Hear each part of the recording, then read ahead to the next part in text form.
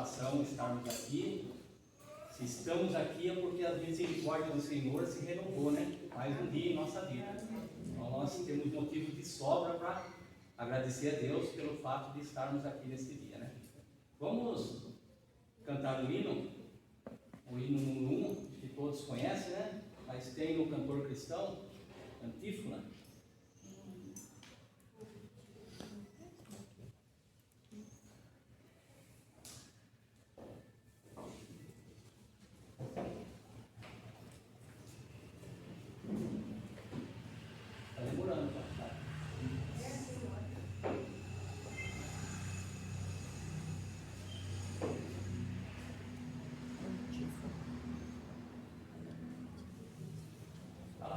Minha esposa puxar já.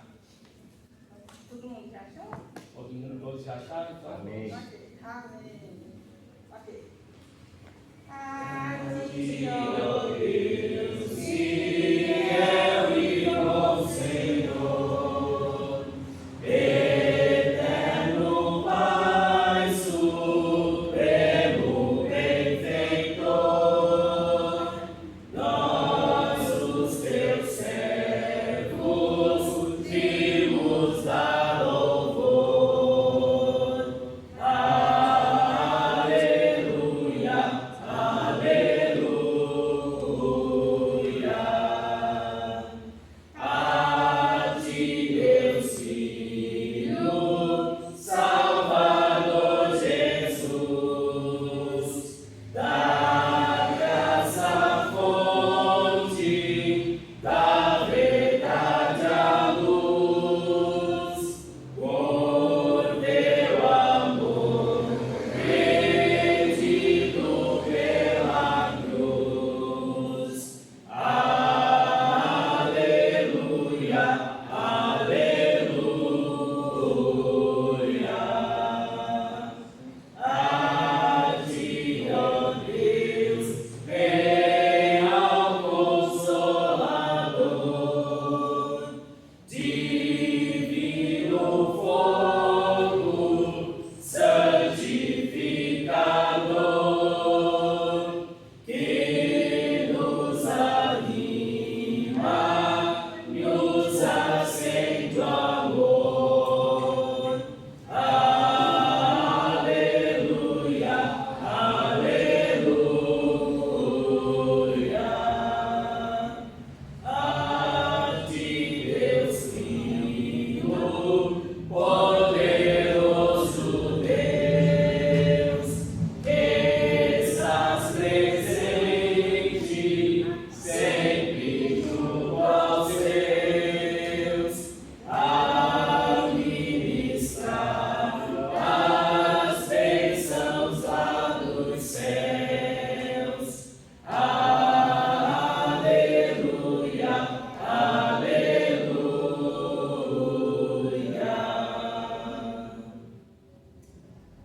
Amém. Antes de fazermos a leitura, eu pedi para já dirigir a oração. Pai, muito obrigada, Senhor, por estarmos aqui, ó Deus, por mais um dia, Pai, pela misericórdia do Senhor que se renovou essa manhã. Pai, eu te peço, Deus, que a palavra, Pai, que vai ser ensinada aqui, ó Pai, que possa, Deus, tocar em nossos corações, ó Pai, na nossa mente, ó Deus, e que possamos praticá-lo, Pai. Oração que eu te peço, em nome de Jesus, amém. Amém. Os irmãos quiserem sentar, nós vamos fazer a leitura da palavra de Deus. Se quiserem continuar em pé também, os irmãos, a gente decide, né? É a leitura rápida. Nós vamos ler em Salmo 15. O salmista faz uma pergunta aqui, né?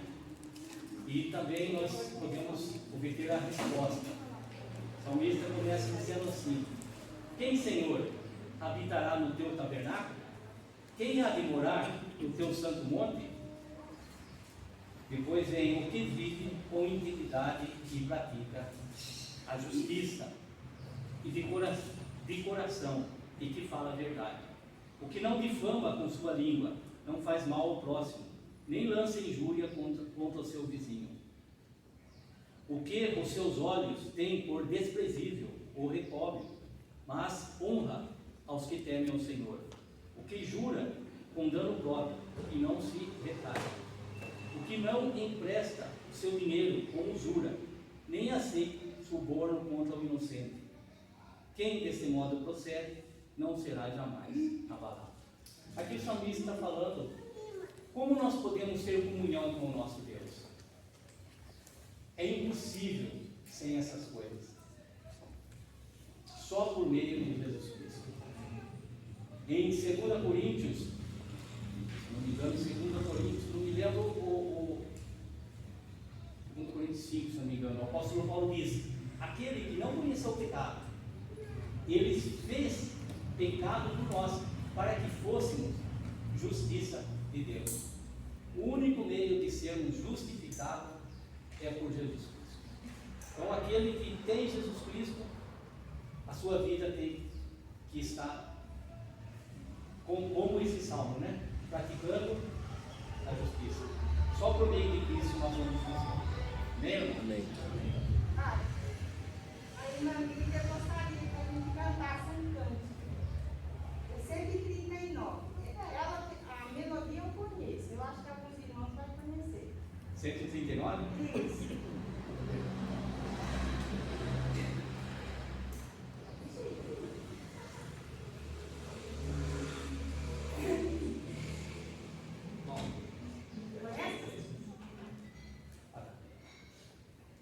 Não, eu vou ver aí.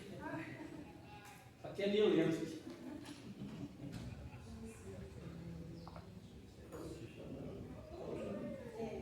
A semana já passou. A semana. 139? Isso. Dia do Senhor. É assim, né? A melodia acho que eu conheço, mas vamos. Nesse hino, aquele que trouxe o seu dízimo e sua oferta pode estar fazendo nesse momento. Ok? Então vamos lá. A semana Já passou, o Senhor de ambos vem, o seu povo se lembrou, que amigos bênçãos tem, é do céu o dia melhor, de descanso e de louvor, vimos te pedir perdão, amado Redentor, mostra a tua compaixão, nossas culpas de amor, dá-nos hoje a tua paz, bênçãos que nos satisfaz. Desejamos te louvar, tua graça que sentir, neste culto reforçar, esperanças do porvir, paz e glória lá dos céus, manifesta já, ó Deus. O Evangelho tem poder para o crente consolar, para o vício seu vencer, todo mal abandonar. Que hoje dê a pregação, gozo e paz ao coração.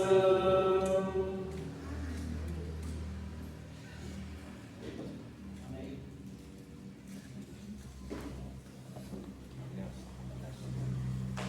Os irmãos podem se assentando, né?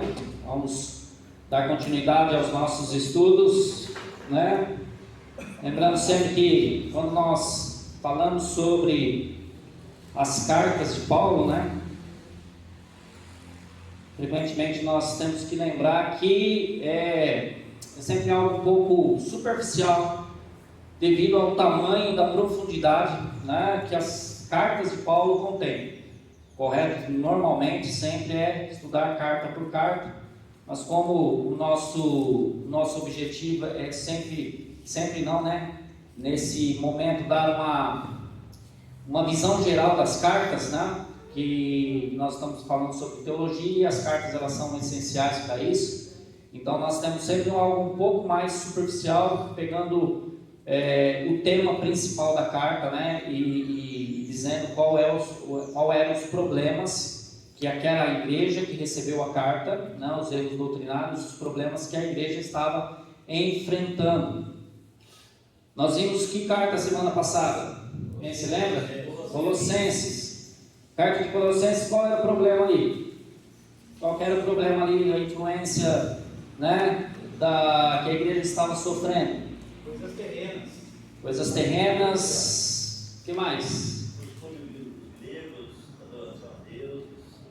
Sim, onde você tem a cultura grega, onde você tem gentios que se converteram, nós vamos falar de 1 Tessalonicenses hoje, né, que é uma igreja básica, era uma igreja basicamente formada por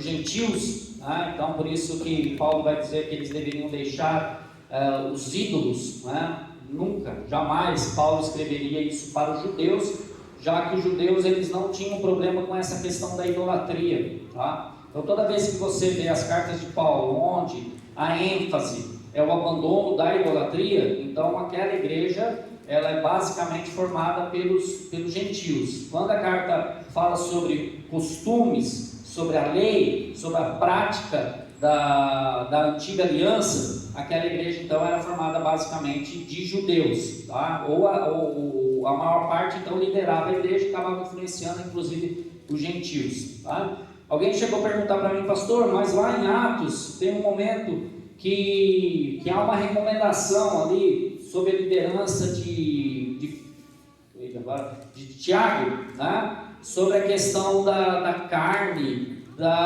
que não pode comer carne sacrificada aos ídolos ou sufocada, né? Então, pastor, isso serve ainda, isso é regra para nós? Ali é o problema da igreja de Jerusalém. A igreja de Jerusalém, que era formada de judeus, basicamente, aí aconteceu a conversão de gentios, e aí os gentios na igreja de Jerusalém vinha com esse costume, tanto com a questão da carne sufocada, da carne, você lembra da galinha? Né? Da galinha que eu sempre conto que minha mãe tinha uma família batista, que ia comprar galinha onde a minha mãe tinha, né, no fundo de casa. E aí, para aquela pessoa, ao invés de destroncar o pescoço, ela cortava o pescoço, para vazar todo o sangue, porque destroncar o pescoço significava carne sufocada. Baseado nesse texto de Atos, então ela tinha essa ideia de que não podia comer carne de frango nessa condição.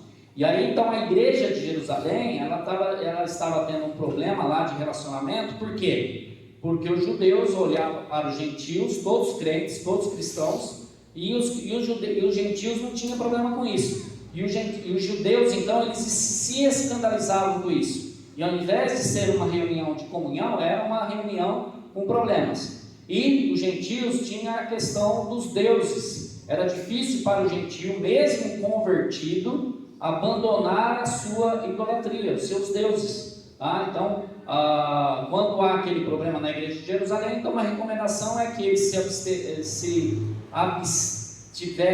absteve das carnes sufocadas, da imoralidade sexual. O judeu não tem problema com isso, tá? Os judeus eles não tinham problema com essa questão da imoralidade sexual. Isso era uma prática gentílica, né? Grega e romana, e a questão da idolatria, tá? Então por isso que ali é uma recomendação. E para nós nos dias atuais,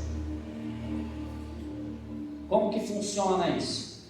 Lembra que eu sempre digo que todas as cartas, todos os textos da palavra de Deus, você tem que respeitar o quê? O seu contexto. Qual foi o objetivo, qual foi o acontecimento ali para que aquilo fosse escrito. Então, quando nós trazemos para os dias atuais, né, para a igreja do século 21, aí a gente vai olhar, fazer a teologia ou a doutrina em toda a passagem, em toda a Bíblia, e não em textos isolados.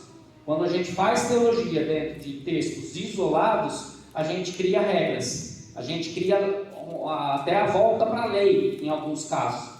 tá? Esse hino que nós acabamos de cantar, vocês perceberam lá? O hino que ele fala sobre o quê? Que o sétimo dia é melhor, e é o dia de louvor e de descanso, tá? Mas dentro da lei, qual era o dia de descanso?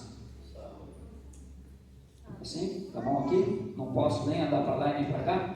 Só um pouquinho assim também não? Não? Aqui? Ok. O culto, a aula está sendo gravada para depois ser disponibilizada para aqueles que não vierem. Ok?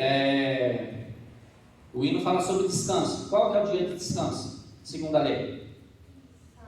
Sábado. Onde está na Bíblia que o sábado foi substituído pelo domingo? Então, porque esse negócio de dia de descanso, de ter um dia especial para descansar, isso é coisa da lei. Nós não estamos na lei, nós estamos na graça, tá? Comumente as igrejas se reúnem de domingo, por quê? Ok? Porque domingo foi o dia da ressurreição do Senhor, então tem uma ligação especial em relação ao domingo. Mas e se o culto fosse segunda-feira, à noite? Qual o problema? Qual o problema? Se a escola bíblica dominical não fosse escola bíblica dominical, fosse escola bíblica segundal, qual o problema? Nenhum, entendeu? Então tudo isso são as práticas de lei, ou a questão da moral, do moralismo, e que muitas vezes a gente enxerga, alguns enxergam como mandamento ou como vontade de Deus, mas sim tem tudo a ver com cultura, com práticas, né, com histórico, do que propriamente com a Bíblia, tá bom? Nós vivemos e tudo que nós entendemos a respeito de Deus tem que ser baseado naquilo que Cristo fez, na obra de redenção. Qualquer sermão que não exalte a salvação, que não exalte a obra de Cristo, não é sermão bíblico, não é sermão cristão. Ele passa a ser sermão judaico, ele passa a ser sermão moralista. Nós temos que sempre focar e exaltar aquilo que Cristo fez por nós. E, consequentemente, lembrar que toda a igreja não é conduzida pelas práticas do Antigo Testamento. Ela é conduzida por aquilo que o Novo Testamento diz como deve ser o funcionamento da igreja. Então, Colossenses, qual era o problema? A ideia é: o corpo é mau, tá? O corpo está em pecado, e tudo aquilo que eu faço no corpo ou pelo corpo não afeta a minha vida espiritual. Isso é sempre um pensamento totalmente voltado, né, do grego, tá? E que alcançou inclusive os romanos, que o corpo é ruim, e eu cuido então da minha parte espiritual, e tudo aquilo que eu faço por meio do corpo não vai afetar o meu relacionamento com Deus, não vai afetar a minha adoração a Deus, não vai afetar a minha vida com Deus. Só que aí Paulo diz para a igreja de Colossos que não, tá? Porque na verdade, né, o servir ao Senhor não é apenas do ponto de vista espiritual, mas sim de um modo total. Você já deve ter ouvido esta palavra, né? O que é dualismo? O que é dualismo? Dualismo é tudo aquilo que é dividido em duas partes. Você entendeu? E muitas vezes nós vemos isso, tá? Dentro da igreja, tá? Que existe a parte corpo. Deus não está nem aí com esse negócio de corpo. Deus não, a adoração ela tem que ser extremamente espiritual. Por isso que é uma ênfase no sobrenatural, tá? Por isso que é uma ênfase de uma experiência sobrenatural. E se alguém ainda precisa de ter uma experiência sobrenatural com Cristo, ele não conheceu o Evangelho, ele não conheceu a Cristo, ele não sabe o que é ter vida nova em Cristo Jesus. Ainda continua perdido, tá? Continua ainda sem direção, tá ok? E a questão do Espírito, que aí sim é o que Deus realmente se importa, e é inclusive aquilo que Ele salvou. Ele salvou a nossa alma, Ele salvou o nosso espírito. Só que quando você olha para o Novo Testamento, quando você olha para as cartas de Paulo, e aqui Colossenses vai tratar sobre isso, Cristo salvou o homem todo. Todo homem foi salvo, inclusive esse corpo que está no pecado. Ok? Isso aqui foi salvo. Por que eu digo isso? Porque Paulo diz que, assim como Cristo ressuscitou, nós também ressuscitaremos. E a ressurreição acontece a partir do quê? Do corpo. E aí nós vamos ter o que lá no céu, na eternidade? Um corpo. Cristo tem um corpo. Cristo está presente aqui nessa igreja? Não. Por que eu digo que ele não? Porque ele está sentado no seu trono. Ele não é um espírito que fica rodeando e andando por meio da igreja. Assim como o Espírito Santo também não é uma força que se move entre nós. O Espírito Santo habita em nós, tá? Então o que acontece? Cristo está presente porque o Espírito Santo está entre nós e o seu reinado é sobre toda a terra, tá bom? Mas fisicamente ele está assentado ao lado de Deus, à direita do Todo-Poderoso, ok? E ele está assentado lá no céu. E se você chegasse hoje no céu e encontrasse com Cristo, você, sem o problema do coronavírus, você ia poder abraçá-lo e você ia sentir o calor dele, você ia sentir, o cheiro dele, porque ele tem um corpo. Ele é um ser corpóreo, porque ele veio em carne, ele morreu em carne, ressuscitou em carne, subiu aos céus em carne e vai voltar em carne. Isso dá a direção de que o ser humano, que nós não somos uma coisa ou outra, nós somos isso aqui, e Deus então nos salvou. Vamos ver aqui em Colossenses o que Paulo diz então a respeito dessa questão, só para nós encerrarmos Colossenses, e vamos ver que Paulo, como que ele tratou essa questão dessa heresia, que o corpo era mau e que tudo que a gente faz, tudo que a gente fez por meio do corpo não afeta a vida espiritual, tá? Colossenses 1,14.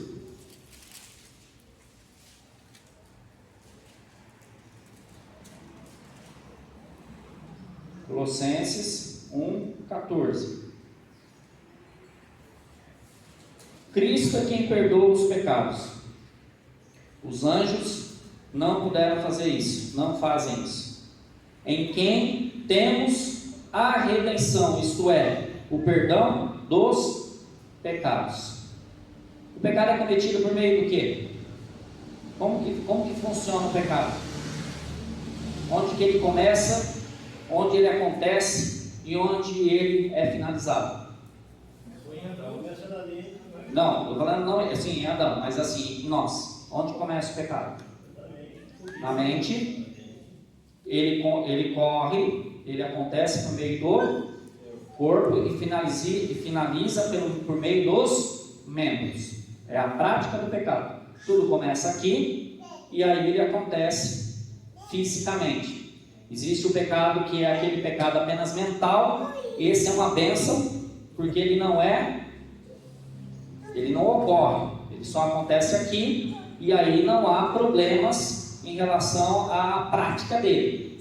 Mas o pecado praticado, ele acontece por meio do corpo. Por enquanto Cristo morre na cruz, ele morre na cruz para livrar-nos do pecado cometido, o quê? Espiritualmente ou fisicamente? Completo. Tanto aqui mentalmente, como também fisicamente. Tá? Então por isso que é importante nós termos uma vida santa. E uma vida santa, o que é? Cuidar do nosso corpo. No que sentido que eu digo cuidar do nosso corpo? Não temos que comer só, vamos virar tudo vegano, não vamos mais beber Coca-Cola, vamos ter uma vida alimentar equilibrada, porque aí a gente vai ter um corpo santo. Nada a ver. Mas assim, a prática, o dia a dia, como nós fazemos com o nosso corpo, aquilo que nós nos utilizamos daquilo que Deus nos deu, que é o nosso corpo. Então, sentar na frente do computador e acessar a internet e acessar site pornográfico é pecado. Mesmo que você não toque, mesmo que você não tenha nada, mas ainda assim ele é pecado. Por quê? Porque está sendo feito pelo seu corpo. E Cristo então veio para libertar, para perdoar esse tipo de pecado e fazer com que a gente então não viva isso. Então, viver uma vida santa é viver uma vida onde o corpo também está no modo santo. Versículo 1,16, olha só, capítulo 1, versículo 16.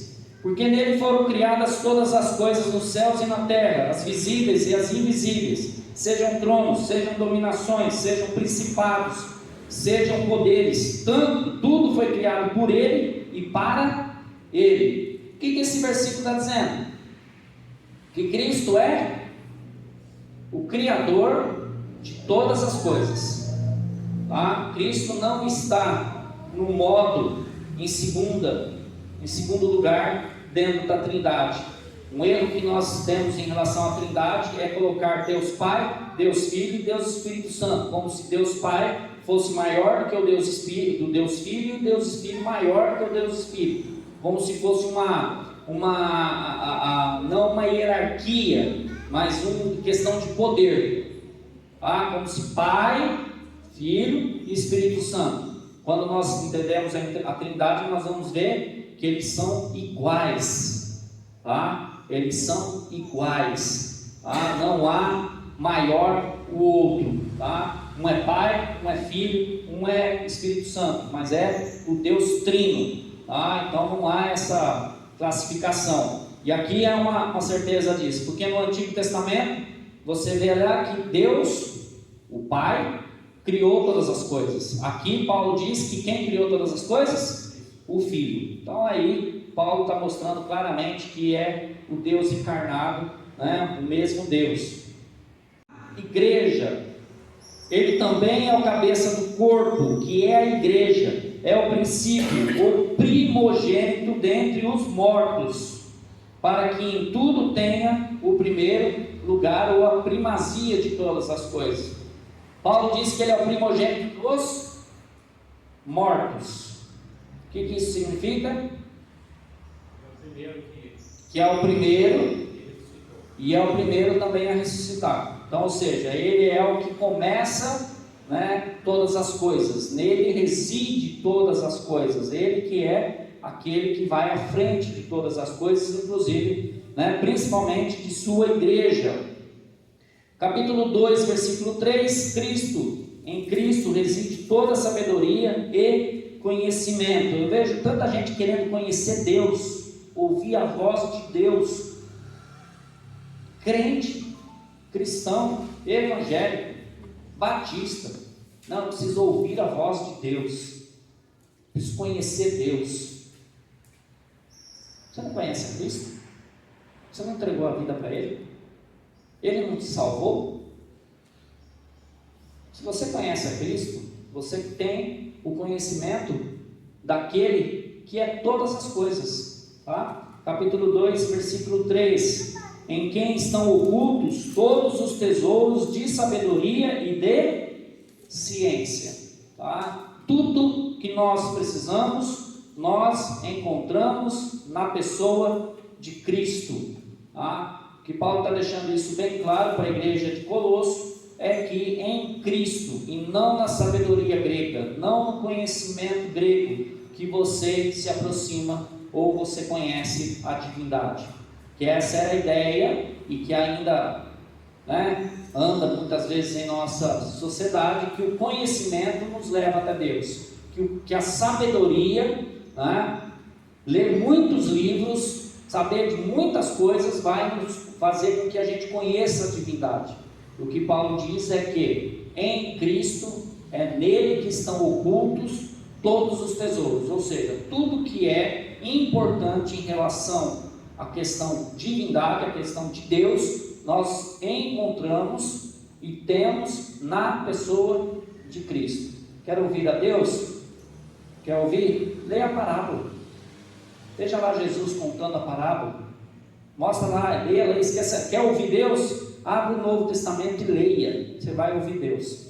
Tá? Cuidado com essas vozes estranhas que aparentemente elas são confundidas com as vozes de Deus. Tá? Capítulo 2, versículo 9. Pois nele habita corporalmente, olha lá, corporalmente toda a plenitude da divindade. Você se lembra que por o corpo ser mau, segundo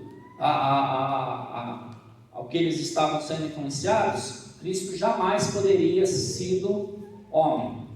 Tá? O que eles viram, na verdade, não era um homem. O que eles viram era alguém que tinha uma aparência humana, tá? Que aparecia gente, mas não era gente.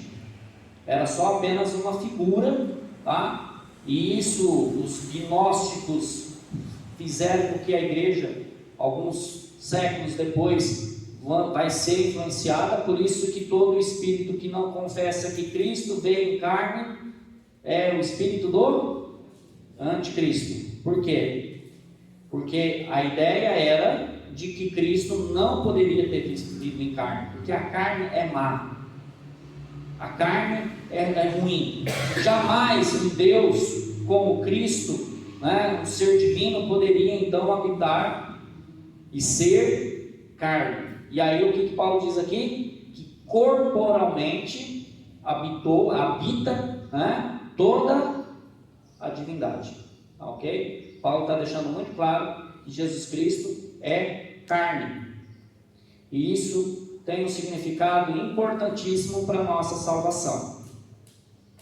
Ok? Qual que é o significado importantíssimo para a questão da salvação?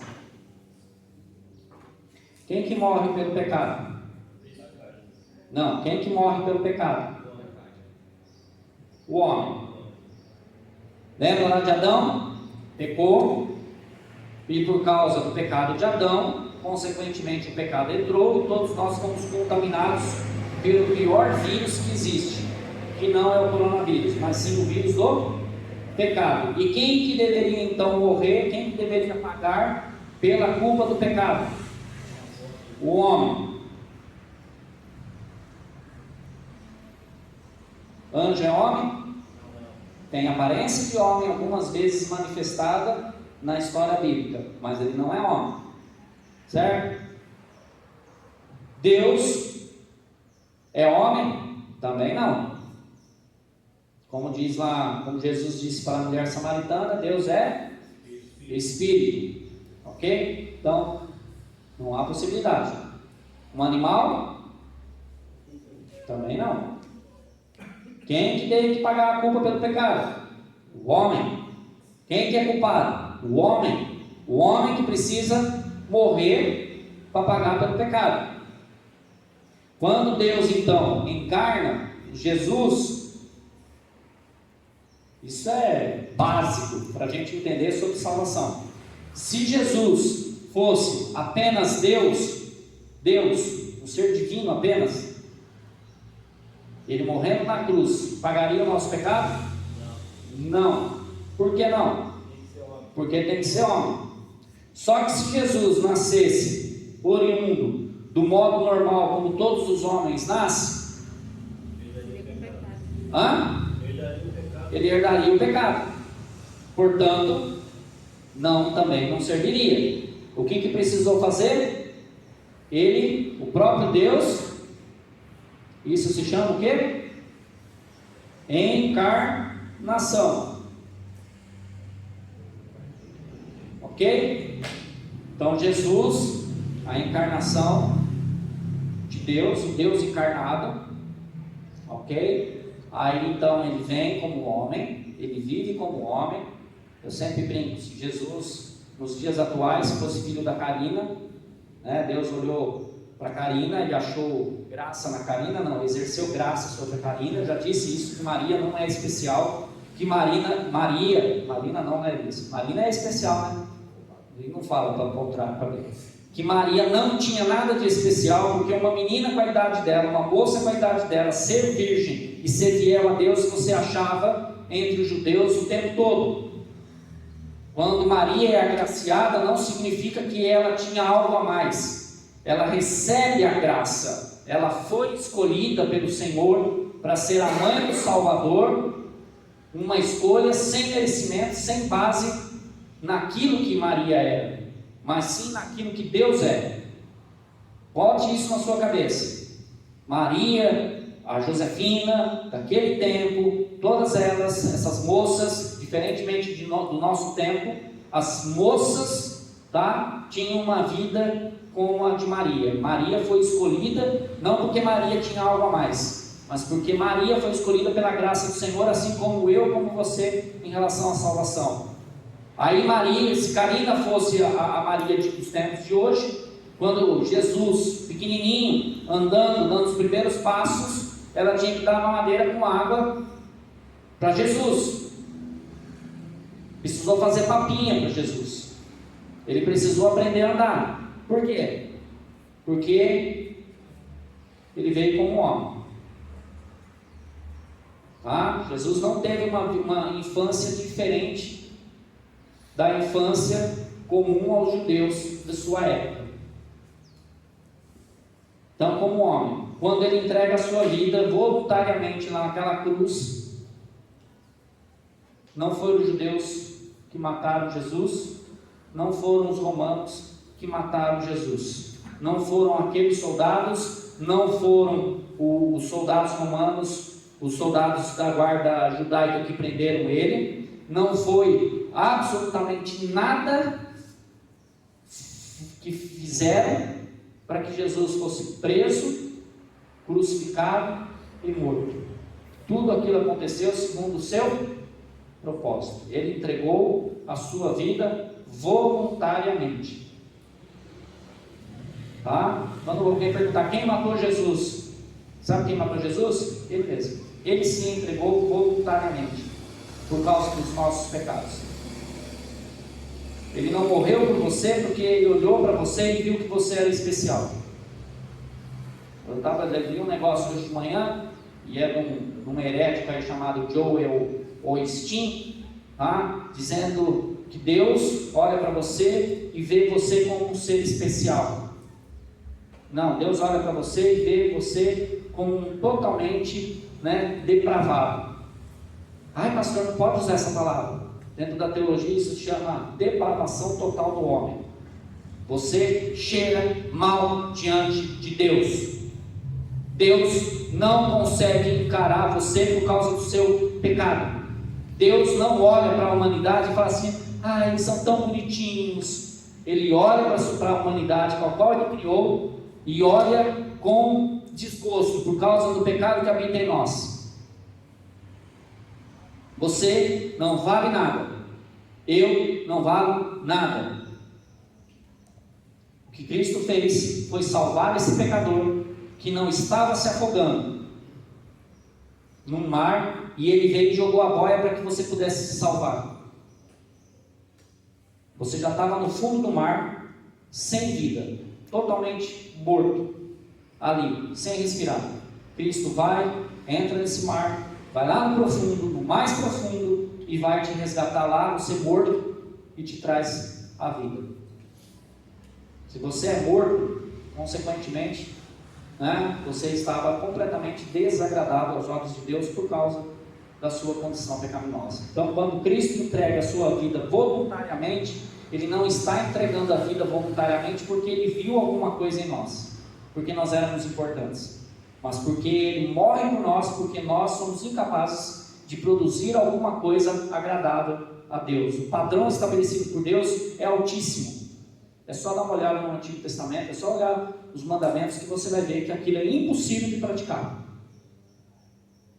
Você consegue amar o teu inimigo? Você consegue amar aquele que estuprou aquela mulher, aquela menina com quantos anos? 13?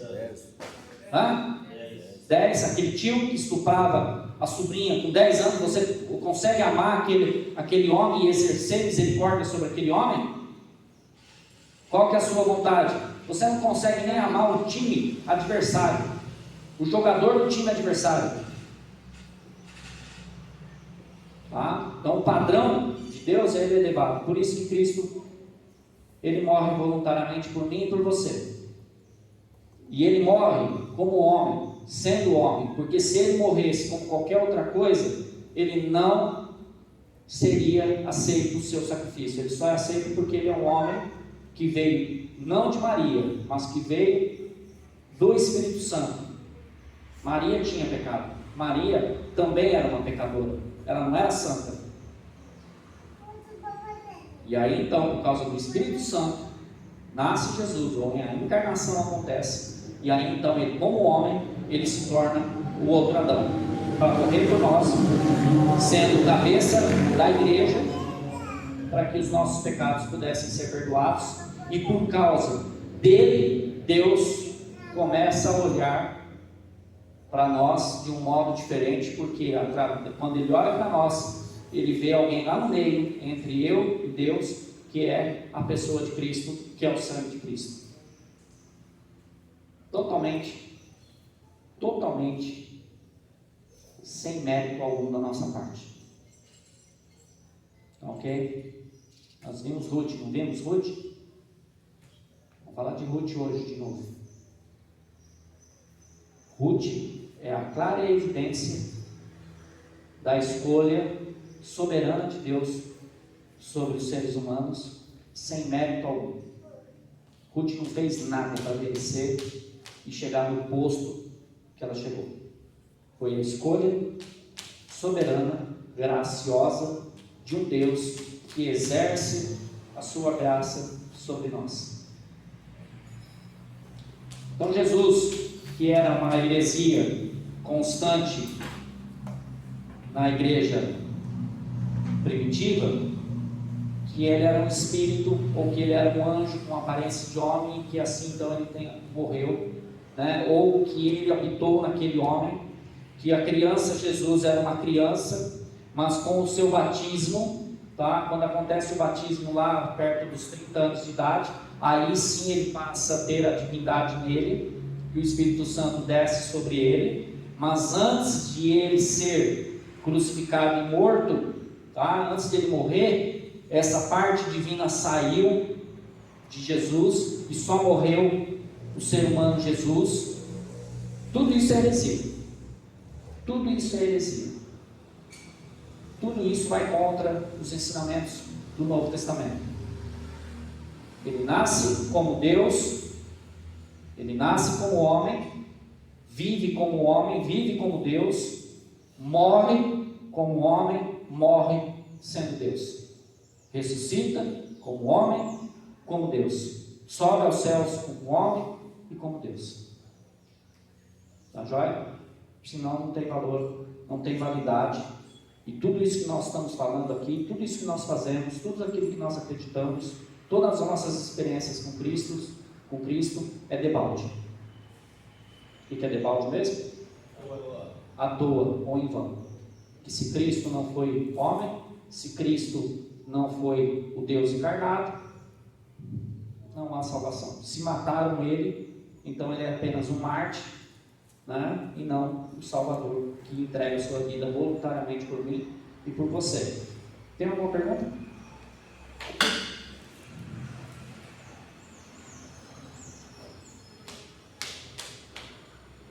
1 e 2 Tessalonicenses. Vamos lá para 1 e 2 Tessalonicenses. Qual era o problema da igreja? Lembra que eu disse que todas as cartas elas foram escritas, endereçadas a essas igrejas, e elas foram endereçadas porque essas igrejas elas estavam com erros doutrinários ou erros teológicos, ou Paulo dando instruções para essas igrejas de como deveria ser, como deveriam fazer, como deveriam agir. As cartas de Paulo é de um apóstolo que tem a liderança sobre essas igrejas, é o principal líder da igreja, ou aquelas que ele fundou, ou até aquelas que ele não fundou, porque ele é apóstolo, não pastor, mas ele é apóstolo, e por isso ele tem essa autoridade de dizer, ó, faça assim, faça assim, faça assim. Ó, o erro está assim, assim, assim, agora vocês devem fazer assim, assim, assim. A igreja do século XXI ela age como? Olha para as cartas de Paulo e faz exatamente como Paulo mandou que a igreja de 2000 anos atrás agisse conforme aquele programa. É assim que nós fazemos até hoje. Nós não fazemos nada de novo, nós só repetimos aquilo que Paulo, que a Bíblia, que o Novo Testamento ensina. Qual era o problema da igreja de Tessalonicenses?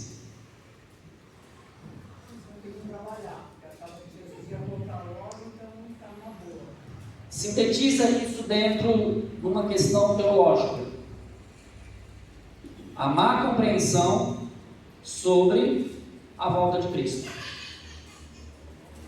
Gente, eu vejo isso o tempo todo. Eu vejo isso todo o tempo. Eu queria pegar esses falsos profetas e apedrejar até a morte, como era no Antigo Testamento. Cadê as pragas dos gafanhotos? Vocês esqueceram já? Que começou uma praga de gafanhoto lá na Argentina e que estavam dizendo que ia entrar no Brasil e que isso era um dos sinais da volta de Cristo. Você lembra disso? Cadê a praga dos gafanhotos? Nem no Brasil chegava. Cadê esse falso profeta? Cadê esses que espalhavam pela internet que isso era um dos sinais da volta de Cristo? Tá? E por aí vai, né? Eu lembro do Gorbachev, presidente da União Soviética, depois abriu, quebrando o comunismo soviético, e ele tinha aquela mancha na testa, e todo mundo dizia que aquilo era a marca da besta. Pois bem, Gorbachev apareceu, andou para lá, andou para cá, morreu, e nada aconteceu.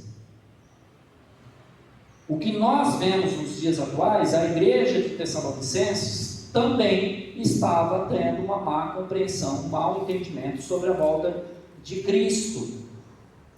E todas as vezes que nós não compreendemos como é o processo, pastor, lá vem esse assunto chato de novo, pastor, sobre a volta de Cristo. Mas até hoje, basta o coronavírus surgir, Cristo está voltando, aí a praga. O problema é que 90% da igreja é pré-milenista, né, irmã Terezinha? Amém, irmã? A irmã Terezinha é pré-milenista, dispensacionalista, né, tudo ali. De carteirinha, ela anda aqui, pré-milenista, assinado pelo, né? 90% ou mais da igreja ela é pré-milenista, todas as igrejas. É só você perguntar, você acredita no arrebatamento da igreja e depois começa a grande tribulação? Sim, pré-milenismo. Pronto, acabou o assunto, tá? Só que, mesmo a maioria crendo nessa doutrina, nesse ensino, quando surgem essas coisas, começa a falar que vai começar a grande tribulação, que Cristo vai voltar. Peraí, desacelera um pouco. Se você é pré-milenismo, o que acontece antes da grande tribulação? Se você é pré-milenista, o que acontece com a igreja em relação à tribulação? E a igreja foi arrebatada? Então por que você olha de repente a praga lá de gafanhoto e acha que aquilo é um sinal da volta de Cristo? Se nem a igreja foi arrebatada.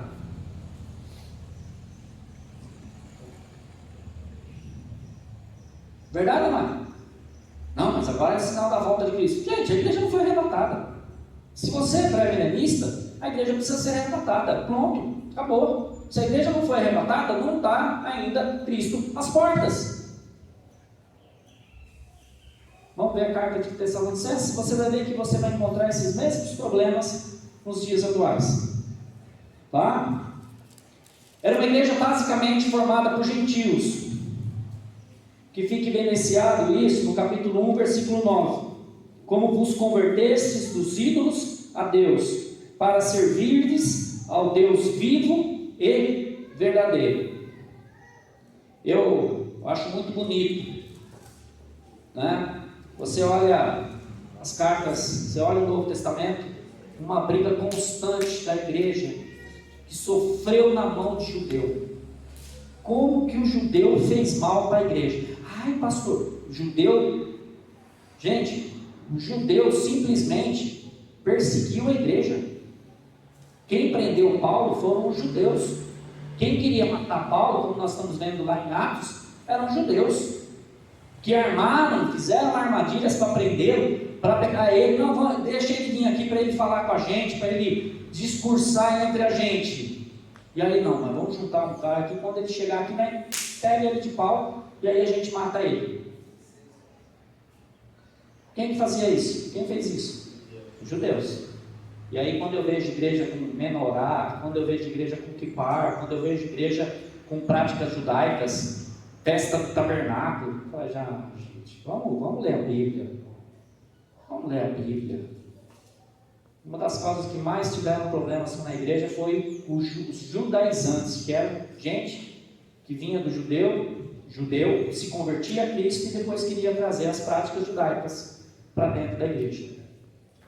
Tá? E por isso que aí a carta vem e fala assim, ó, é estranho vocês estarem passando tão facilmente, ou deixando tão facilmente a graça e querendo voltar às práticas da lei. Fica guardando dia, fica guardando lua nova, fica guardando festas, com a preocupação se isso é pecado, se isso não é pecado.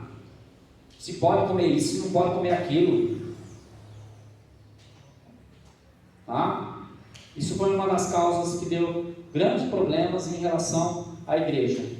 E outra causa era a questão dos gentios, que vinham de uma idolatria e que queria então manter essa prática idólatra dentro, mesmo sendo cristãos.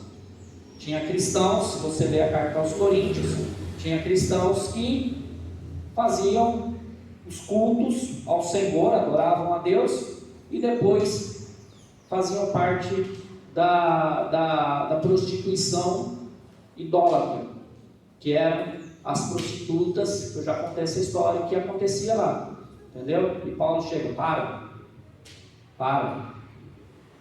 porque está tudo errado, ou você é do Senhor, ou você não pode servir a dois senhores, o próprio Jesus já tinha falado isso, não dá para dividir a vida assim, ou você se envolve totalmente com Cristo, porque não dá para ficar olhando o culto de domingo à noite, ouvindo a mensagem e adorando a Deus, na segunda-feira abrindo o jornal e lendo o horóscopo para ver o que Deus, ou o que o horóscopo está falando para nós durante aquela semana. Deixa eu ver como que está o meu signo. Touro está ascendente em Leão, não sei se é assim que funciona, e diz que você vai ter grandes chances de um novo emprego. E tem gente que fazia isso. Tá? Esse era o problema da igreja, e por isso que Paulo fala, do jeito que vocês se converteram desses deuses, tá? Vocês se converteram dos ídolos para servir ao Deus vivo e verdadeiro.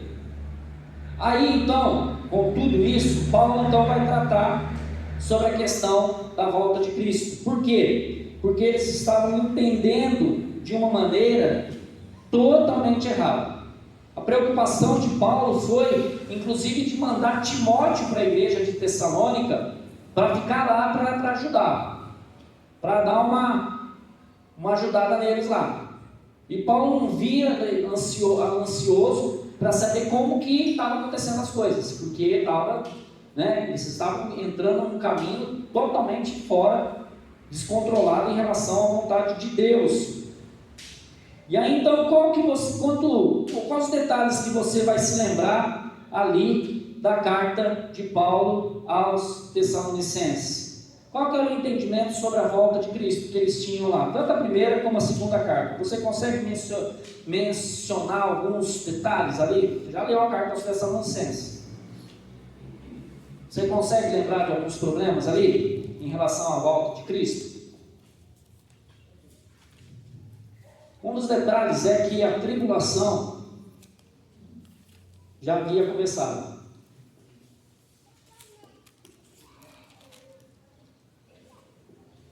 É engraçado essa questão da tribulação. Todos nós falamos, ou todos nós cremos, que a igreja não passará pela grande tribulação. Mas bastou uma situação um pouco mais difícil, complicou um pouco, a gente já começa a achar que está começando a grande tribulação. Tá? Tudo isso por causa do mau entendimento, do mau conhecimento teológico quanto a essas verdades. Tá? Alguns que enfrentavam dificuldades na sua vida achavam que a grande tribulação já havia começado. Olha o que diz o texto, capítulo 1, versículo 7.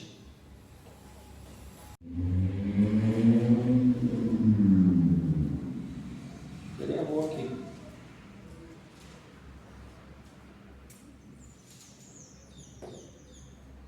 Não. 2 Tessalonicenses, capítulo 1, versículo 7. Não é a primeira. Olha lá. E para vós que sois atribulados, vos dê alívio, bem como a nós, quando o Senhor Jesus se revelar do céu com os seus anjos poderosos em chama de fogo. Versículo 8: punindo os que não conhecem a Deus e aos que não obedecem ao Evangelho de nosso Senhor Jesus Cristo. O que Paulo está dizendo ali em relação à tribulação? Que Jesus, justamente em relação a essa grande tribulação, que a igreja chama assim, que a Bíblia fala sobre isso, Jesus vai dar alívio. O que significa isso?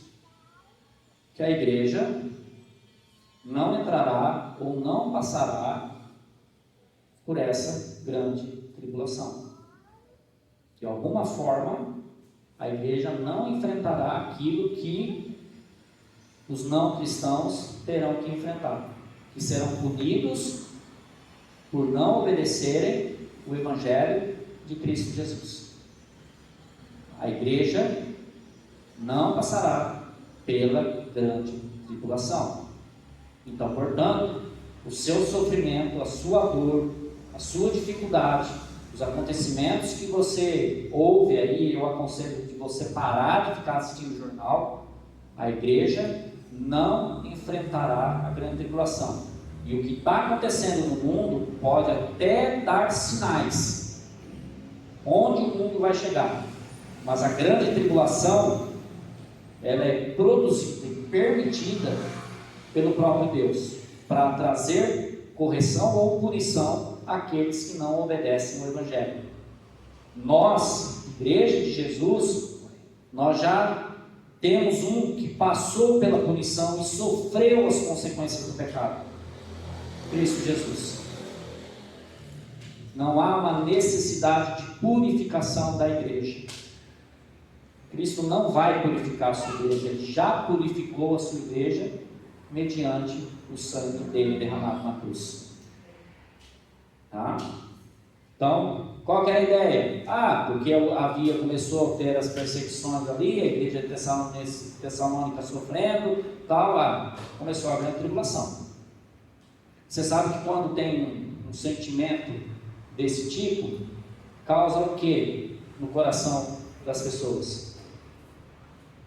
E aí, causando o terror, o medo, a desconfiança, o assombro, e ao invés de desfrutar a certeza e a paz que temos em Cristo Jesus, a pessoa então vivia em sofrimento contínuo, porque a grande tribulação começou, e a grande tribulação vai ser um negócio complicado.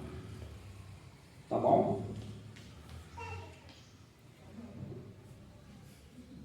Se você acha que vai passar pela grande tribulação, eu quero lhe apresentar Cristo Jesus, que passou por o seu sofrimento e salvou. Zilda, por favor, pegue uma cadeira, senta para cá, não sente junto.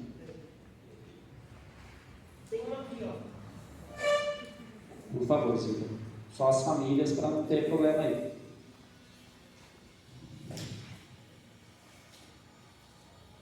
Os Tessalonicenses, já que consideravam que a grande tribulação estava acontecendo, Cristo voltaria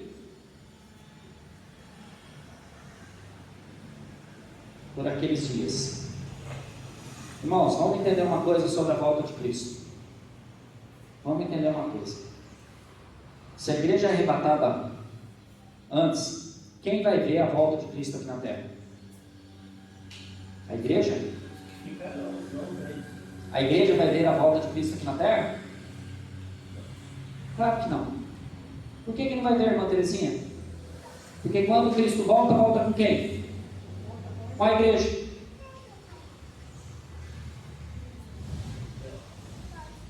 Nós temos, como eu disse, a boa parcela da igreja evangélica mundial crê nessa questão da grande tribulação, do arrebatamento da igreja e tal.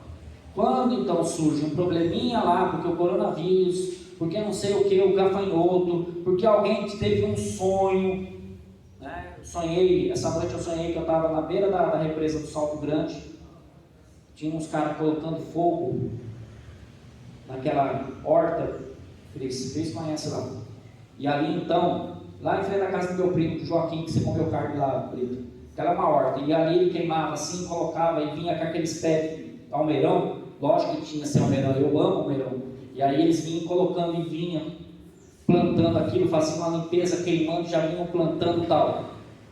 Também, irmãos, ontem à noite eu comi muito, fui dormir tarde da noite. Ah, mas deixa eu interpretar esse sonho. Isso significa a prosperidade? Não significa nada.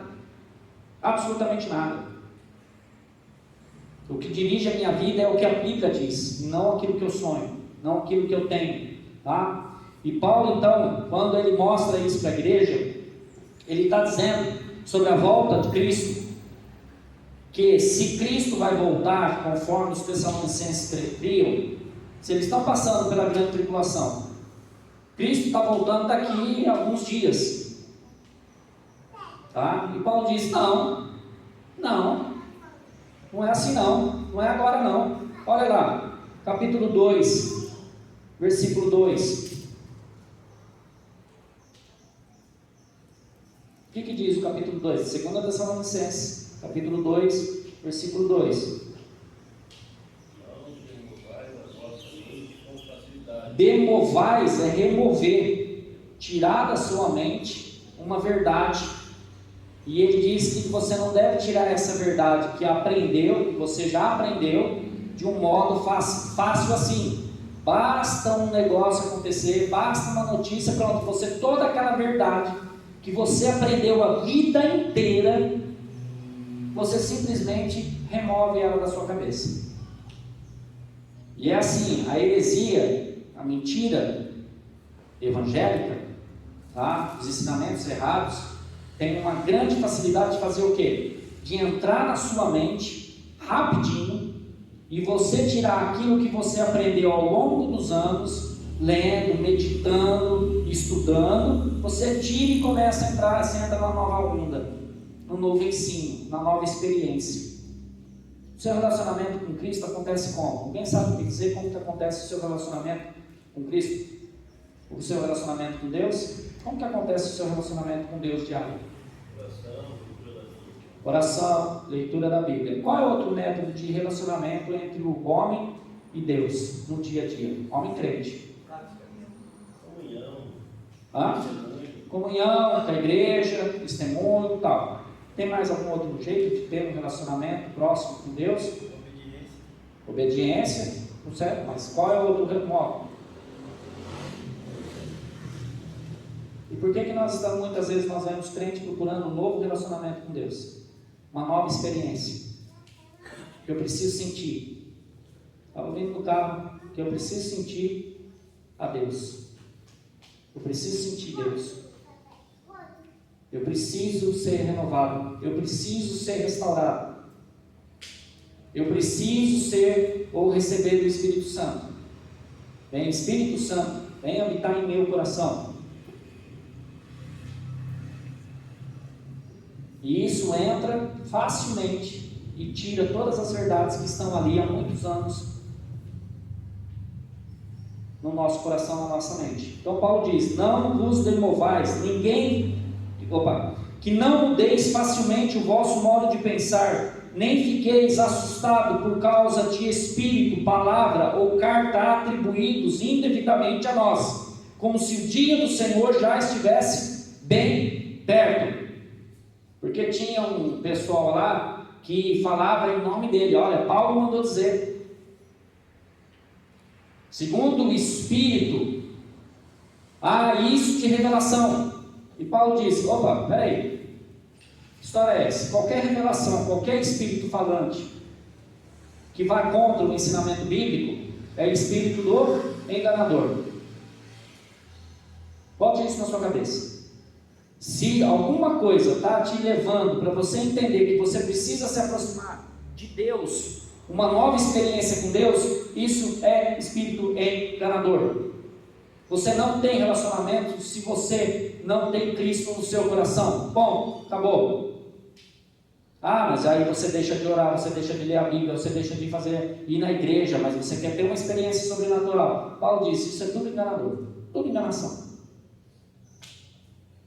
O que Paulo está dizendo aqui para aquela igreja de Tessalônica é que aqueles ensinamentos ensinados por Paulo, aprendidos mediante a repetição das próprias palavras de Jesus, aquilo que a igreja deveria crer, e não crer em algo que as pessoas estavam falando em nome dele, como se fosse um espírito, como se fosse algo a mais, para que Cristo estivesse, o dia de Cristo estivesse perto, e que não estava, que era uma mentira.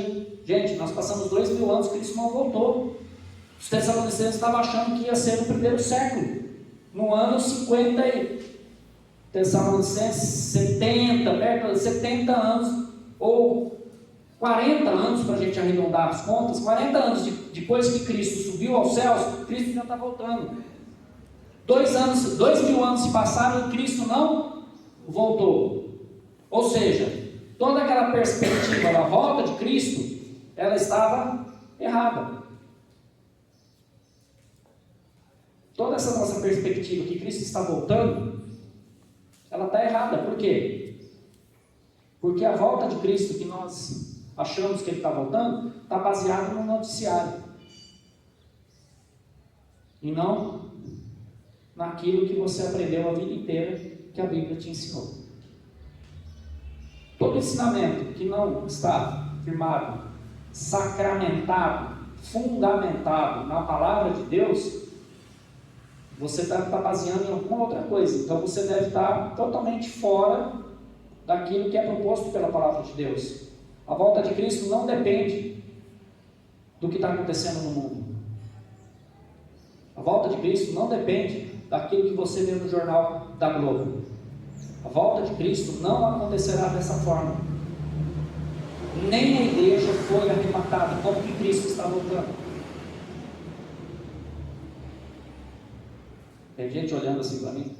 Pode fazer perguntas. Então é errado falar isso, então, que os fatos que estão aí porque Jesus está. Os fatos que estão acontecendo são sinais da volta de Cristo, com certeza.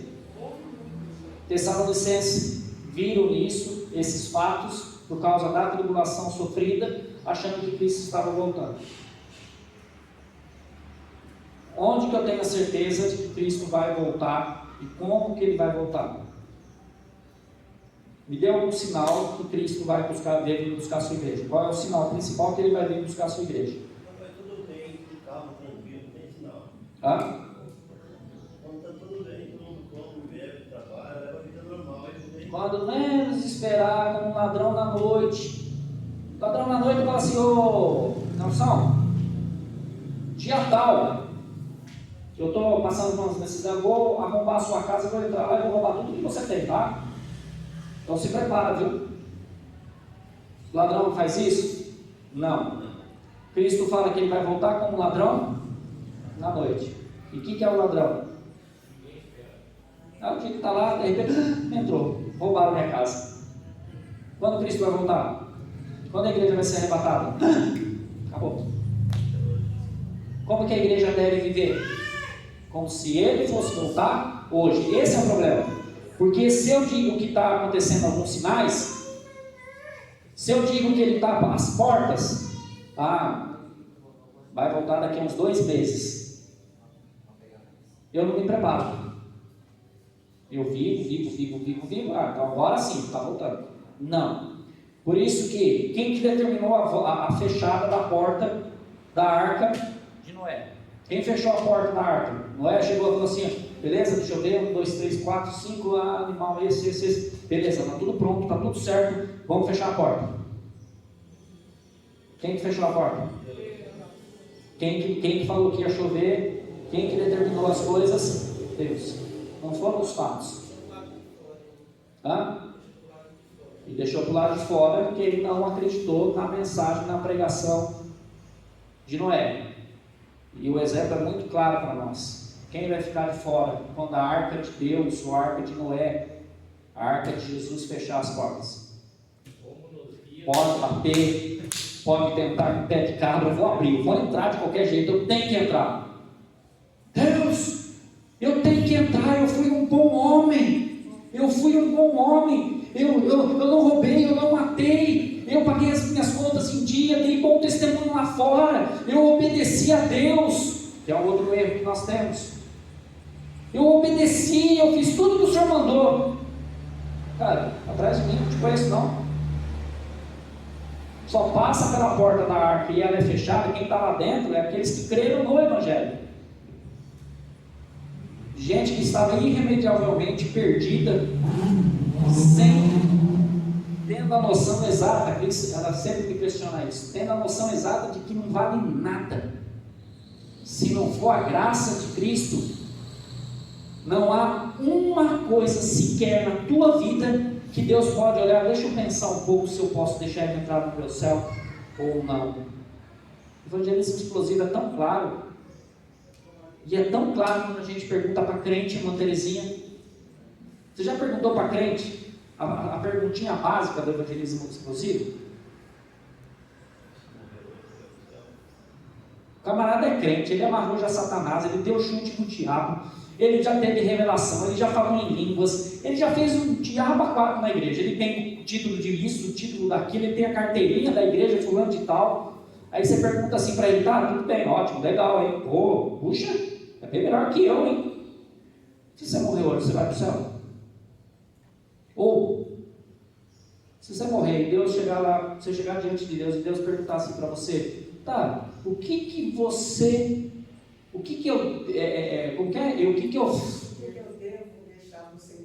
eu devo deixar você entrar no meu céu? Qual que é a sua desculpa? Falar assim, por causa disso, o Senhor deve abrir as portas do céu para mim. Se o camarada chegar e dizer, não, eu fui obediente a Deus, Deus vai olhar para ele assim, para trás de mim, não te conheço. Não, eu fui na igreja, eu era o tesoureiro da igreja, para trás de mim, eu não conheço. Não, eu andei uma vida santa, eu casei, tive filhos, eu fiz tudo que é certo, fui um ótimo serralheiro. Nunca ninguém disse que eu era um péssimo serralheiro, eu tive uma vida exemplar. Deus vai falar, para trás de mim, eu não os conheço. Eu era membro da igreja, eu ensinava, eu era pastor, pregava o evangelho para as pessoas, eu falava de Cristo, eu fiz cura, eu tive revelação. Por isso, porque eu vivi uma vida religiosamente correta, Deus vai falar para mim o quê? Para trás de mim, eu não te conheço.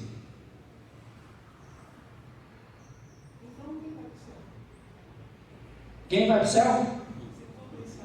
Olha lá. Olha lá. Quem vai para o céu? Como um ladrão na cruz. Como um ladrão na cruz. Que disse para Jesus, lembra de mim quando entrares no teu reino. Quem vai para o céu? Quem disse para Jesus, lembra-te de mim quando entrares no teu reino. Se o Senhor não lembrar, se o Senhor não me salvar, se não for derramado em mim o seu sangue, se a sua graça não superabundar sobre o meu pecado que é abundante, ninguém pode ser salvo.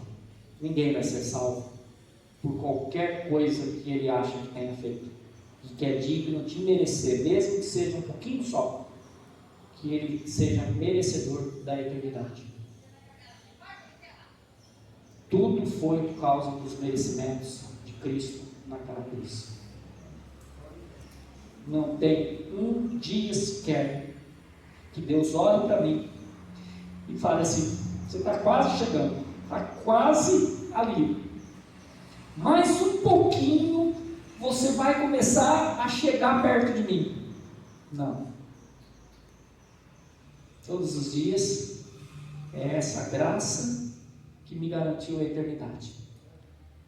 E eu chego que quanto mais próximo dessa graça, quanto mais eu experimento desta graça, quanto mais eu vou próximo de Cristo, eu fico com nojo de mim mesmo.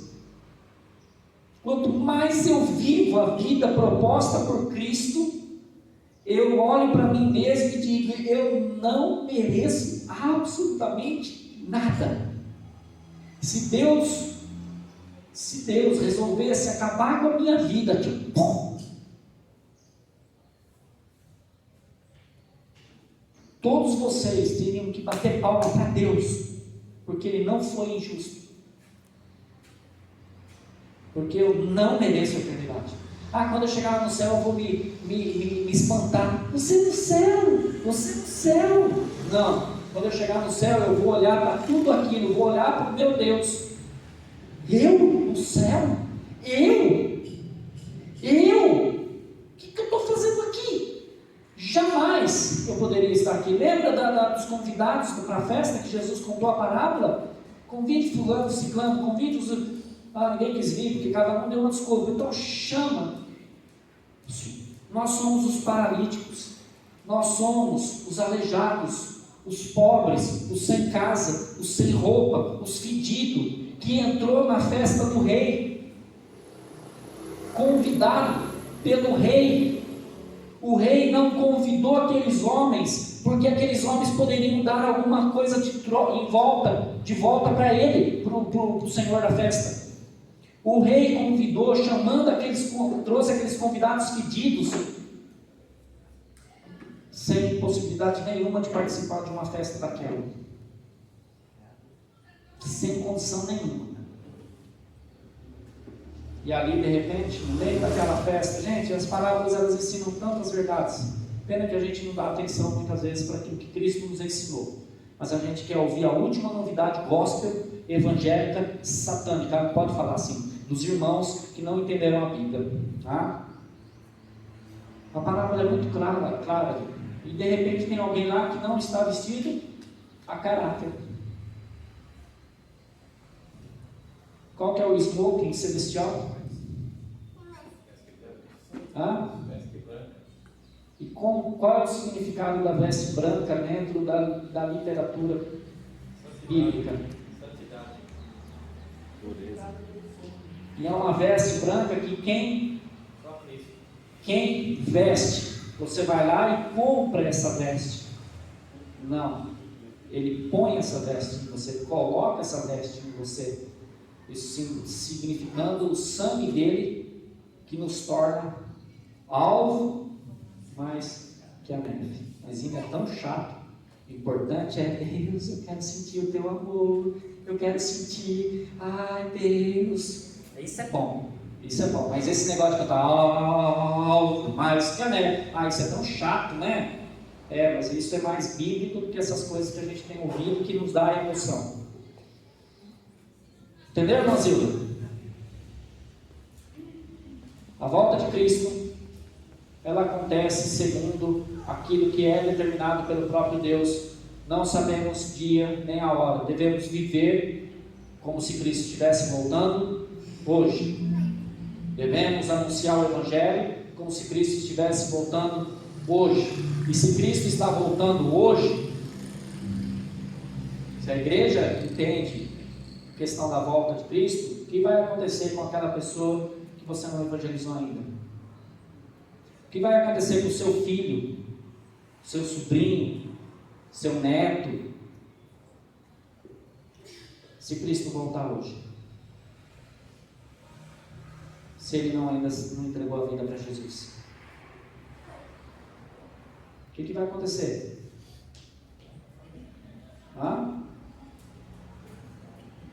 Você imaginou já o teu parente próximo, aquela pessoa que você ama tanto, passando pela tribulação? Morrendo, indo para o inferno? Você já imaginou isso?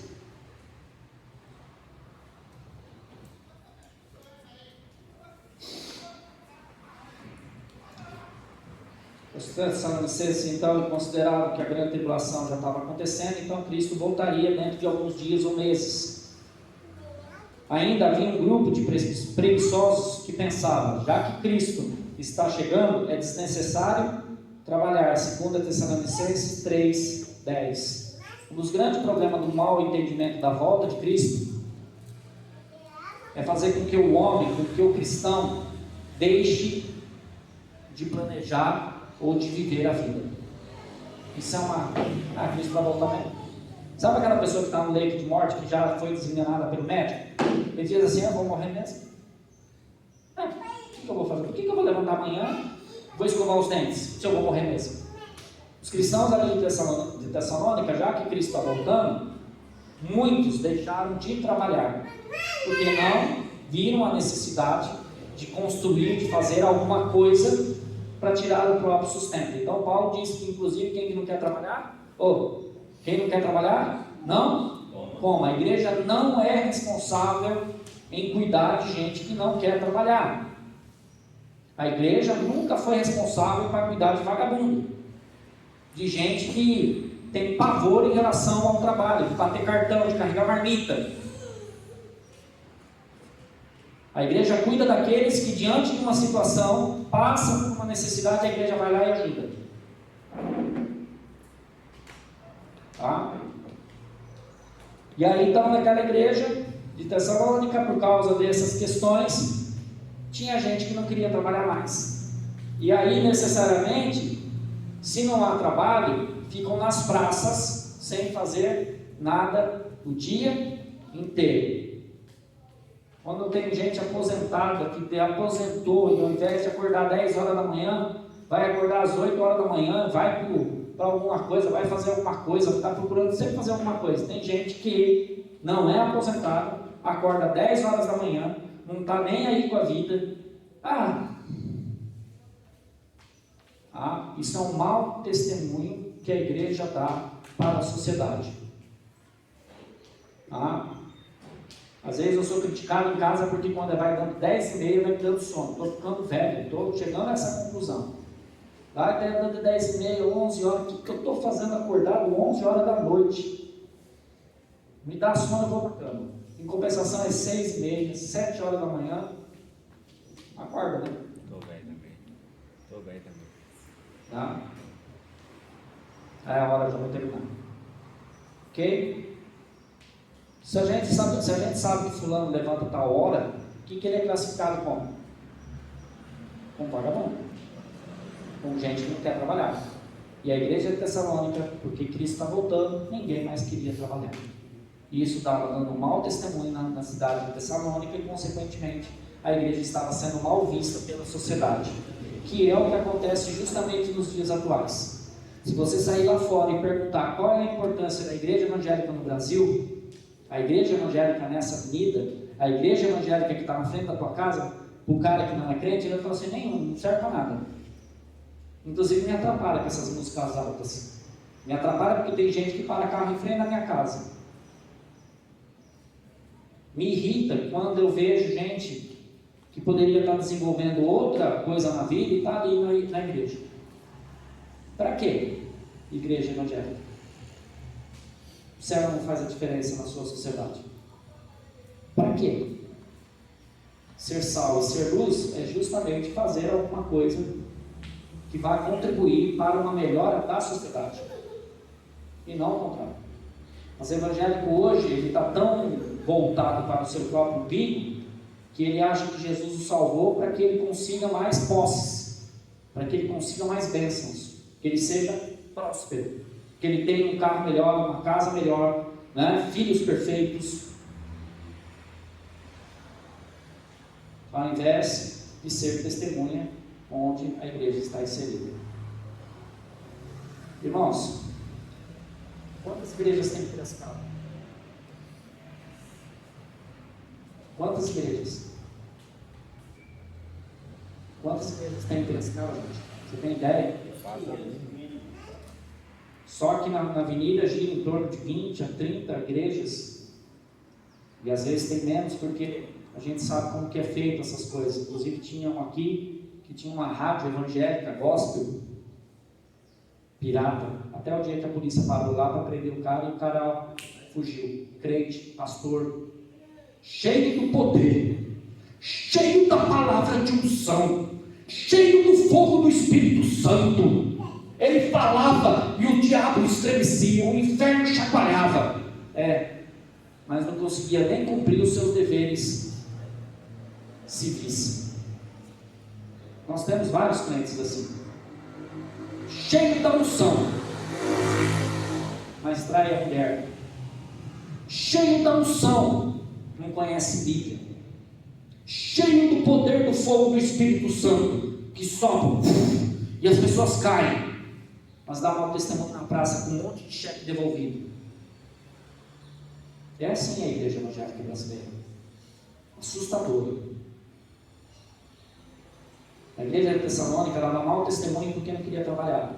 A igreja brasileira, ela dá mau testemunho por causa do seu comportamento diferenciado, contrário àquilo que é exigido ou que é ensinado pela palavra de Deus. Mas ela se diz santa porque ela tem fogo, ela se diz poderosa porque tem o Espírito Santo, ela se diz cristã porque canta e fala e não sei o que mais, e faz um barulho, vive uma vida totalmente, não usa bermuda, só usa calça, né? Mesmo que seja de chinelo, calça social e camiseta, mas ele está dentro do padrão estabelecido por Deus. Ele se acha mais santo, ele se acha mais crente, e isso é um mau testemunho que muitas vezes nós estamos dando. A preocupação das cartas de Paulo, a preocupação do Novo Testamento é uma coisa: você é perdido, você está perdido. Solução de Deus para o homem, gente, é só ler as 4 leis espirituais. Eu acho mal barato isso, porque a gente às vezes pensa que é um negócio tão grande. 4 leis espirituais, você entende o que é o que está no Novo Testamento.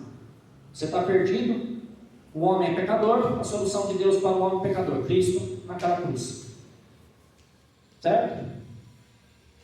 E aí a outra parte: por ser salvo, por ser transformado, agora vocês devem viver dessa forma.